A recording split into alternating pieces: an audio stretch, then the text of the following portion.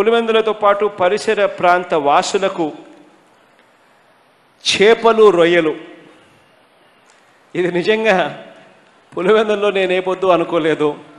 పులివెందుల్లో చేపలు రొయ్యలకు సంబంధించిన షాప్స్ కూడా వస్తాయి అని చెప్పి బహుశా ఎవ్వరం కూడా ఊహించిండం.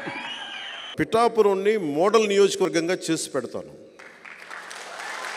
ఏదైతే నా మనసులో ఒక రాష్ట్రాన్ని ఇలా తీసుకురావాలని ఒక ఆకాంక్ష అయితే ఉందో నాకు, ఆ మోడల్ నేను పిఠాపురానికి సంపూర్ణంగా తీసుకొచ్చేస్తాను.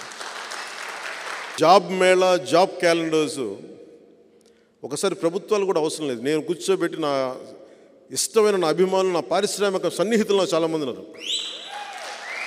నా పారిశ్రామికవేత్తలను తీసుకొచ్చి ఇక్కడ మా వాళ్ళకి ఉద్యోగాలు ఇవ్వాలంటే జాబ్ మేళా పెట్టి ఇచ్చేస్తాను. పోనీ వారికి తగ్గ స్కిల్స్ లేవు, మాకు స్కిల్ డెవలప్మెంట్ కావాలంటే నేను ఒక 5 నెలలు నేను నా ట్రస్ట్ తరపున నేను డెవలప్ చేస్తున్నాను స్కిల్ డెవలప్మెంట్ సెంటర్. పిఠాపురంలో రైతుని కన్నీరు పెట్టనేవును. సెరికల్చర్ రైతు కోరుకుంది ఒకటే. ఆ రోజున నేను వచ్చినప్పుడు